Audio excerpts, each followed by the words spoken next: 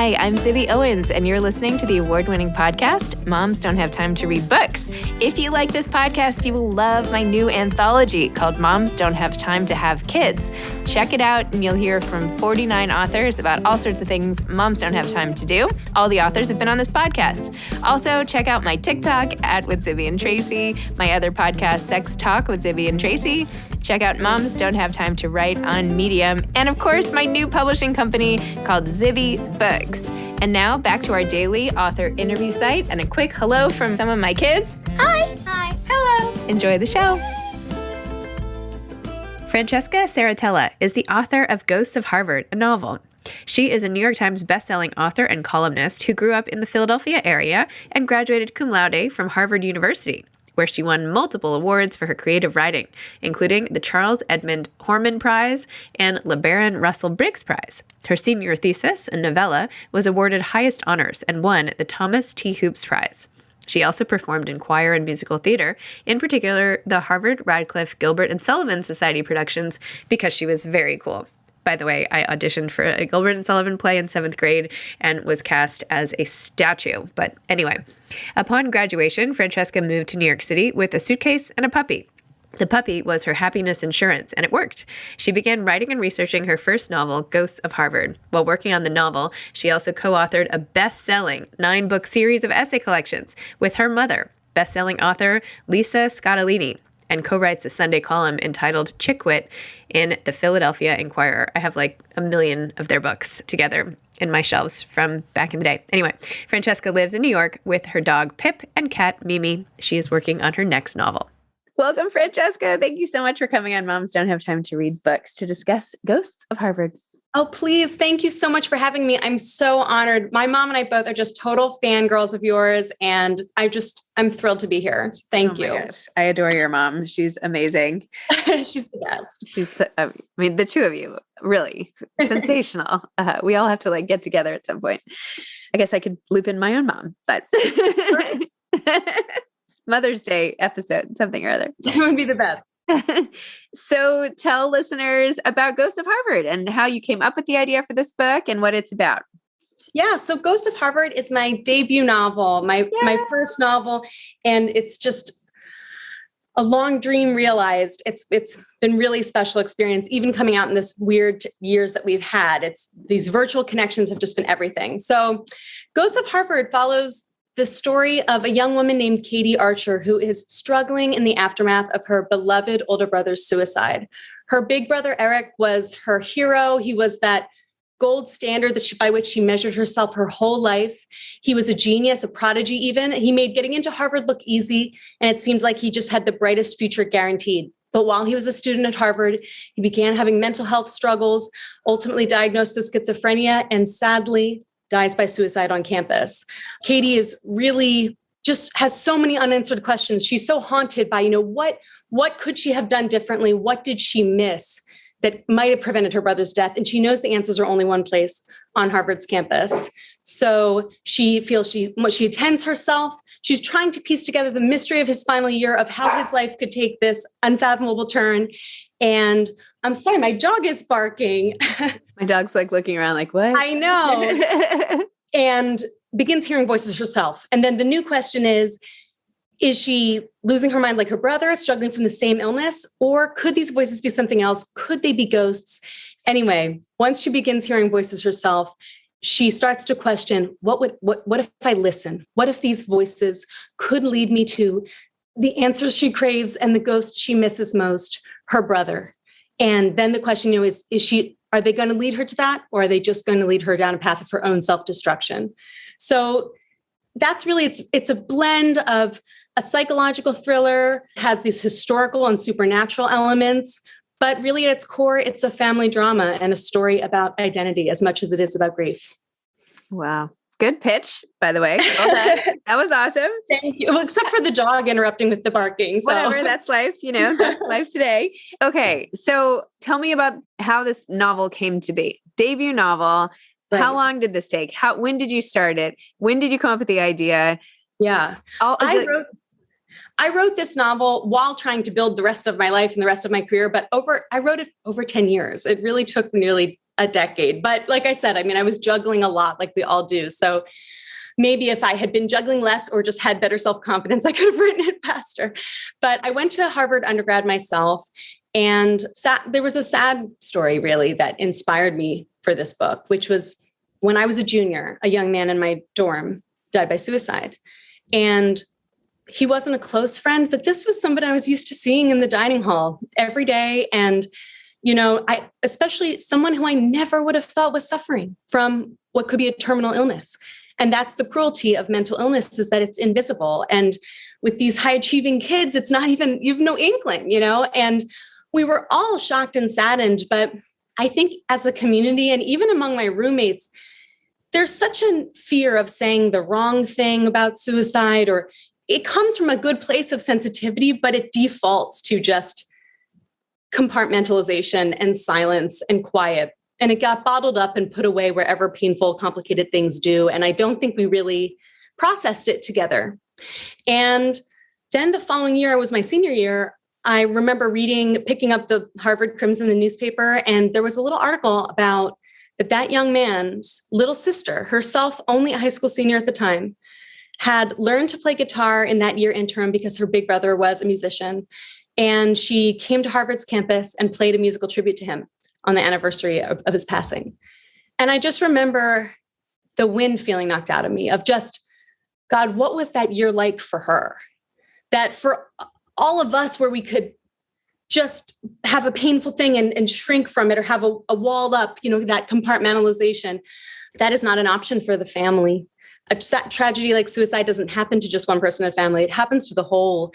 And how do you grieve when you don't have that community support and you don't have those, people? And I was so moved by the labor of love, of learning to play guitar, to coming to the campus where this tragedy happened and even just playing for older kids, much less that heavy, weighty legacy. And I was so moved by her courage and her love.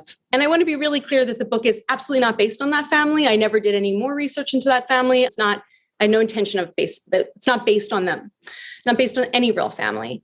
But in my heart, what I was so moved by was that the sibling love, and that's what inspired me to tell it from a sibling's perspective. Wow.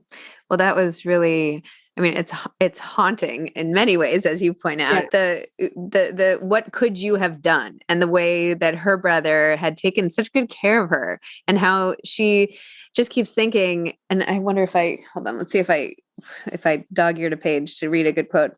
Maybe I didn't, but how he had always been there for her, always ready to catch her. And yet then in the one moment that he needed help, right? Like she almost fell off a roof once and he grabbed her at the ankles and saved her. And then when it was his time to sort of fall, she wasn't there to save him, and how that stays with her forever. Even of course you can say it's not your fault and blah, blah, blah. Like just that residual guilt, and especially from a big brother, right? Who's you've been under their wing for so long, and yet then you can't repay the favor. Anyway, it was very emotional to read it, and you got us right in the heart of the characters. And I found myself just so loving Katie and, empathizing with her and just really liking her as a person. Yeah, well, thank you so much. I mean, that's so gratifying to hear. And, I'm an only child. And I think that in part contributes to my fascination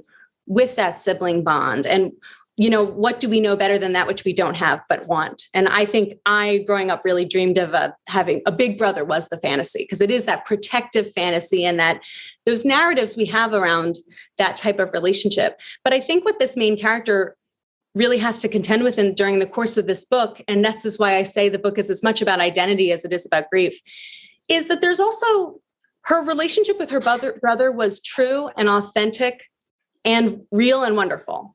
Yep. But she also has stories about it that she is telling herself, stories about her role in her family, her brother's role, her brother being the star and she being the second banana, but sort of a happy second banana. She liked being in that shadow was a comfort. But now that his narrative has changed from stop being the superstar brother to a tragic story, how does that impact her? And that narrative about that her brother always saved her and then she missed her moment to repay him. There is an element of truth that haunts her, but there is also, as we see as the story unfolds, more complications to that, As in any sort of loss, right?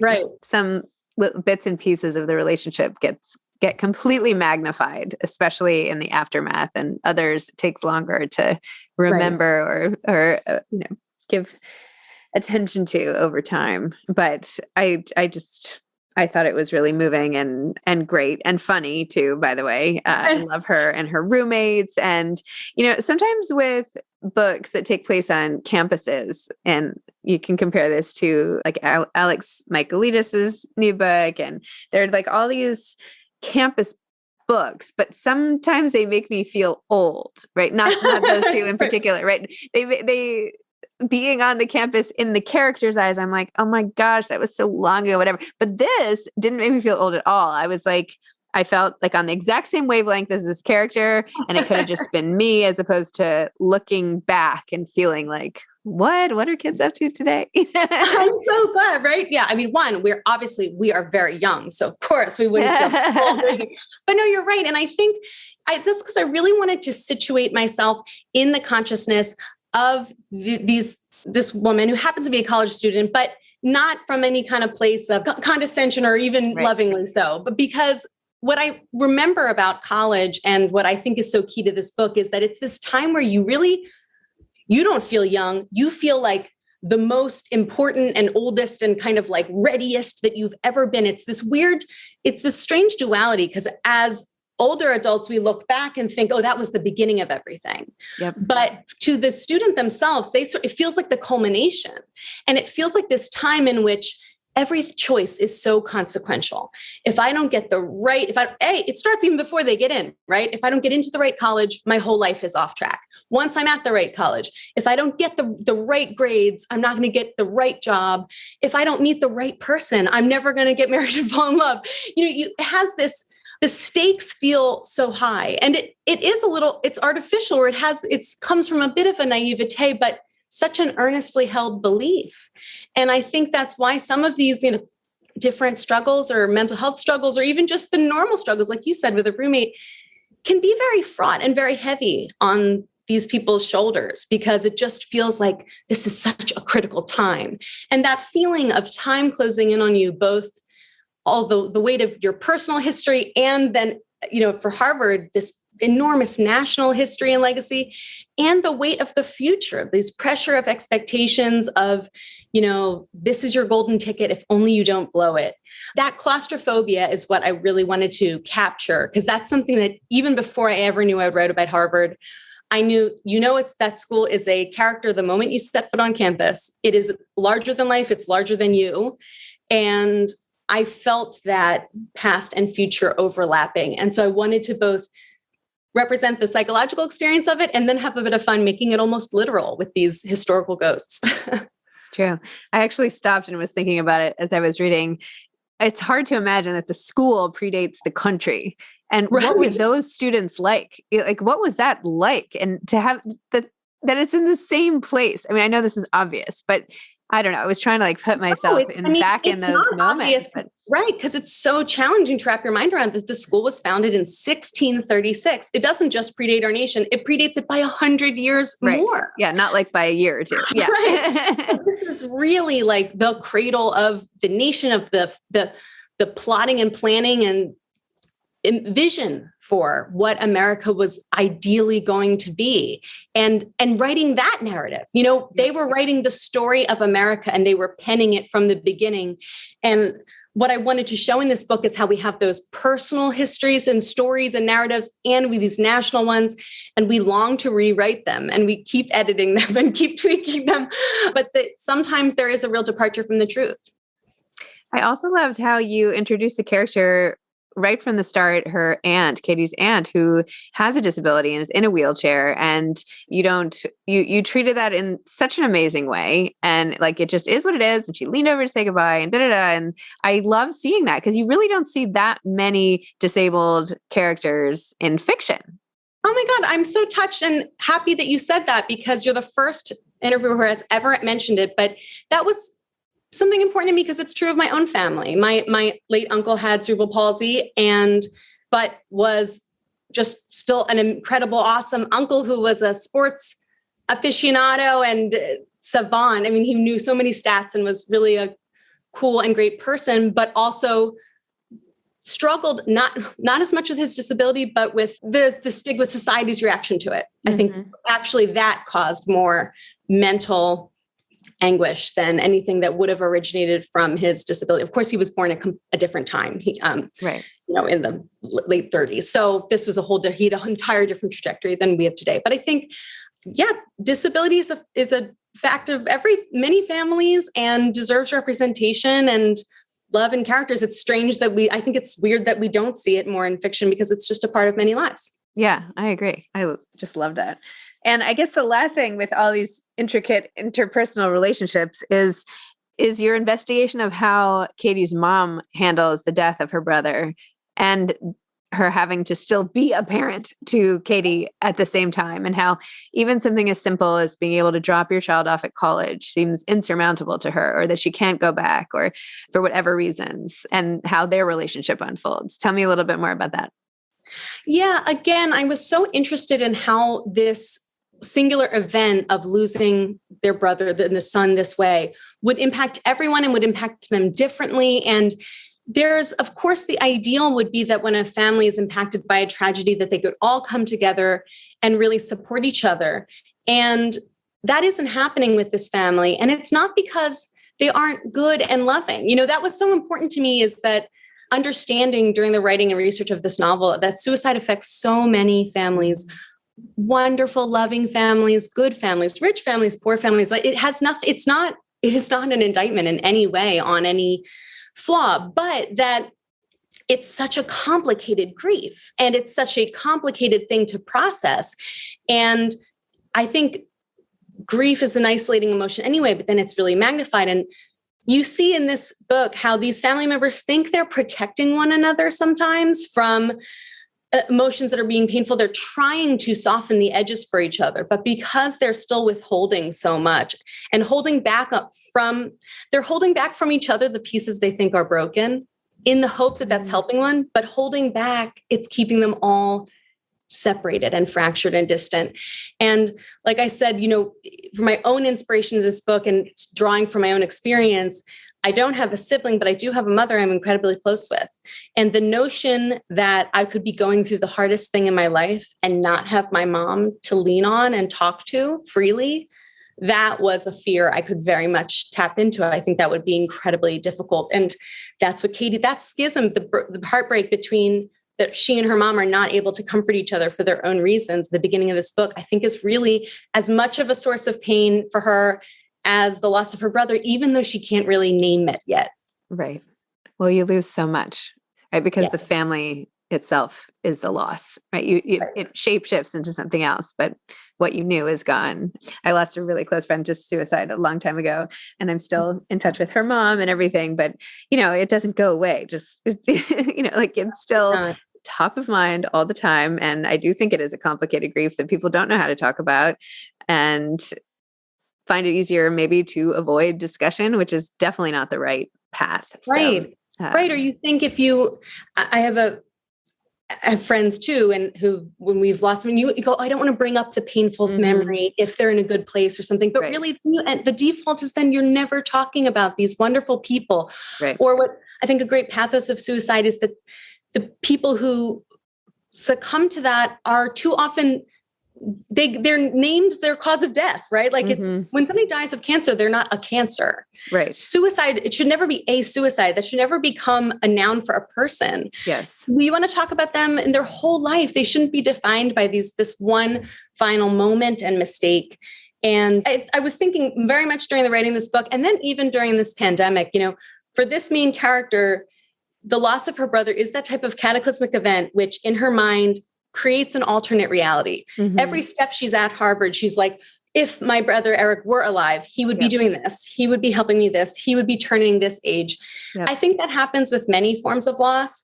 But now I think it just happens with anything unexpected when we're really confronted with that loss of control. I've caught myself so many times this last couple of years being like, oh, if the pandemic weren't here, I would be meeting Zibby in person, or I would be doing this, or I would be saying, maybe I would be this farther along. And that's why I got even the spooky physics of sort of really exploring alternate realities and other dimensions. And what does that feel psychologically? What does it feel scientifically? What does it feel supernaturally? Those are the types of things I was interested in.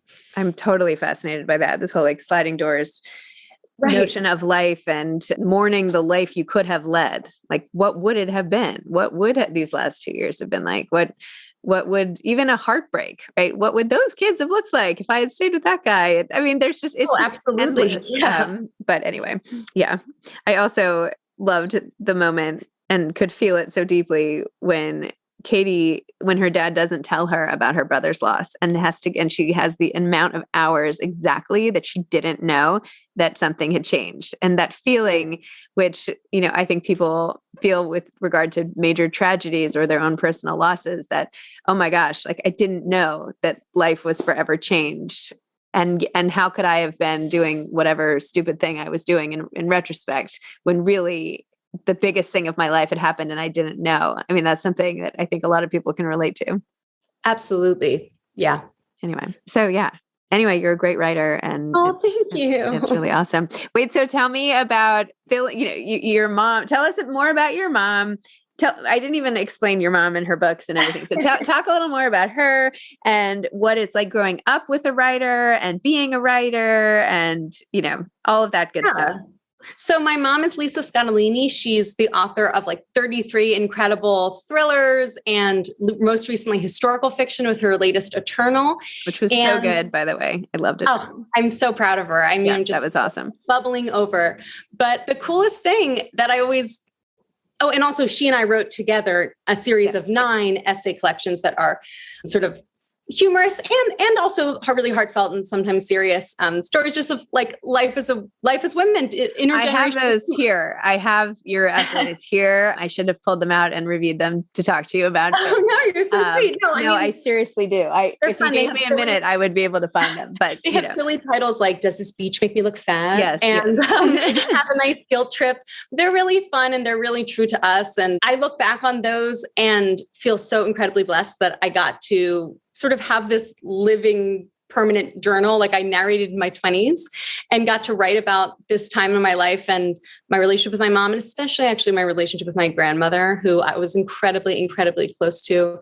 And I'm so sorry for the loss of your grandmother. I know thank you. Thanks. And I was so close to I also did a little nickname for mine, Muggy. Oh, Mother Mary in the books, but she was Muggy to me and was so precious to me and a real star and a Spitfire. So we had a lot of fun writing about our family.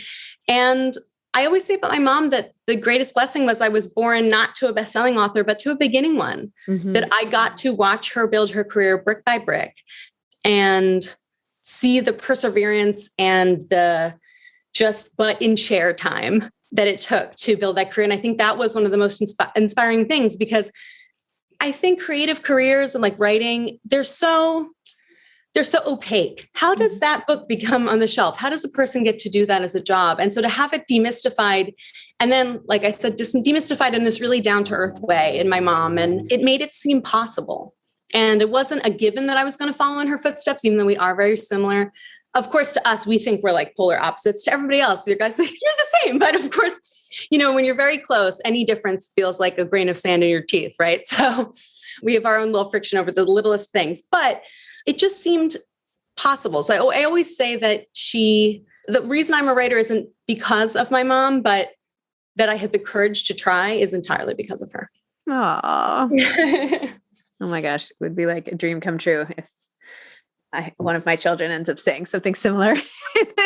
I mean, if you read those essay books, we have our moments. We call them our Chihuahua fights. Cause it's like, when two small dogs are just like, attacking each other without drawing blood. That's a lot of times our default, but it's all with love and very much like with what I love so much about your whole series and movement and everything is that it's like, it might look to me, you look like a superwoman mother, but you're revealing, drawing back that veil and revealing like the grit and the tough times and the blood, sweat, and tears that go into it. And that's certainly what we were trying to do with our essay collections too. So many people, and it's really touching and honoring when people say like, oh, you guys have the perfect relationship, or I wish I, that. I was like, oh my gosh, if once you read the book, you'll see it's not perfect. It's not smooth all the time, but it's still really authentically, fiercely loving. Yeah. And that's really all that matters anyway. Well, I think a lot of people aspire to that closeness.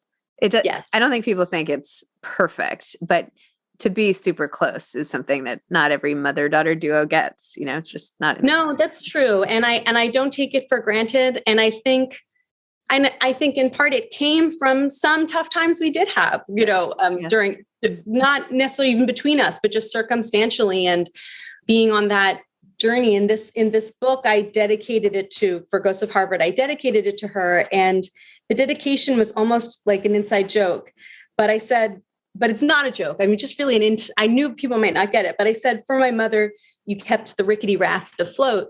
And that's because we used to play this game called Rickety Raft when I was really little, like a small child. And she would hold on to me. I would hold on to her little shoulders, and and would bounce on her bed, and we would roll around, and she'd make it like I'd almost fall off the bed, but I'd cling to her.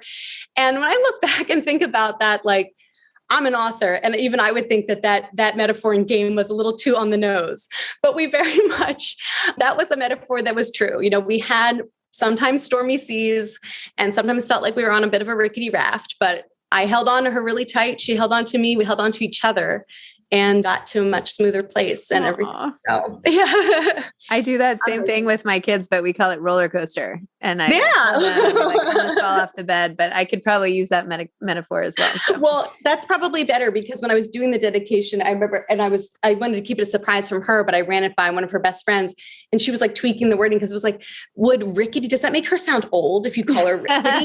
That's what we called the game. The game was the rickety raft. I can't change it. So yeah, roller coaster, that will age well. Do you talk every single day to your mom? Do you text all day? Yeah. Like all the time? We do talk every day for the proof of life call. That's what she calls it. Like, just sometimes I forget. I mean, maybe it's not every day, but it's a lot for an Italian mother to have an only child alone in New York City. So she worries, but yeah, we just text. I didn't even realize you were in New York City. You could have come over here.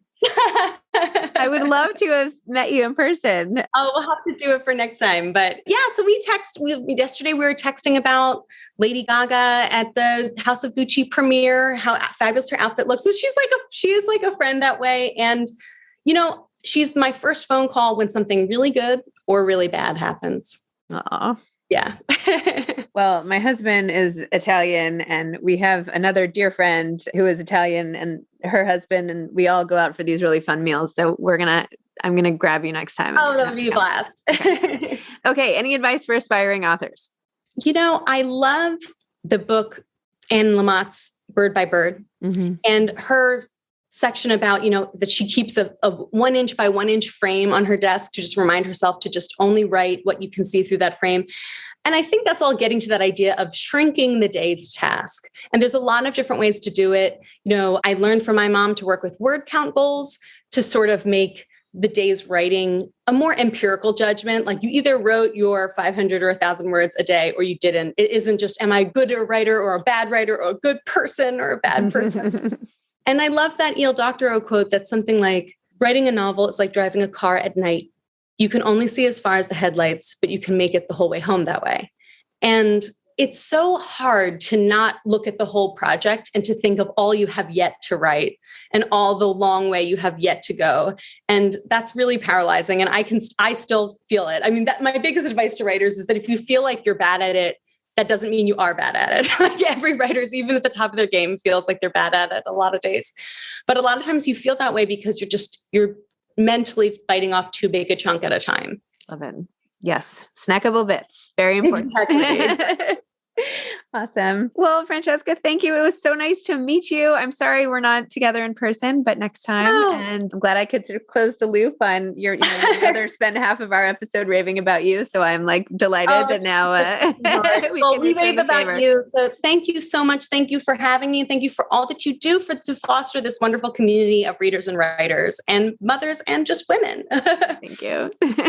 All right. Take care. Bye. Thank you. Bye-bye. Thanks for listening to this episode of Moms Don't Have Time to Read Books. Don't forget to follow me on Instagram at Zibby Owens and at Moms Don't Have Time to Read Books. Also sign up for my newsletter at zibbyowens.com and sign up for my virtual book club and meet lots of authors on Zoom every other week. Thanks so much to Steve and Ryan at Texture Sound for the sound editing. And thank you to Morning Moon Productions for providing this fantastic intro and outro music.